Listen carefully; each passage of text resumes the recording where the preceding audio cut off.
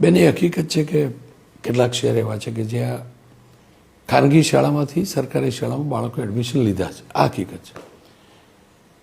પણ દરેક જગ્યાએ આવું નથી બેન. શું કારણ ખાનગીકરણને આપણે આટલું પ્રોત્સાહિત કરી રહ્યા છીએ? ધીમે ધીમે ડે બાય ડે ગવર્મેન્ટ સ્કૂલ્સને અમે એવા રિફોર્મેશન બાજુ લઈ જઈએ છીએ કે લોકોનો વિશ્વાસ સંપાદિત કરી શકીએ. ઇન્ફ્રાસ્ટ્રક્ચરથી હોય, એમને રમતગમતના માધ્યમથી હોય, એક્સ્ટ્રા કો કરિક્યુલર એક્ટિવિટીઝના માધ્યમથી હોય. આપ માનશો ને રોનકભાઈ, મેં મારા વિભાગમાં એક મિટિંગ, જ્યારે ફર્સ્ટ મિટિંગ બોલાવેલી, એમાં ડીઓ ડીપીઓ હતા અને અમારે કંઈક સેમિનારમાં અમે ગયેલા.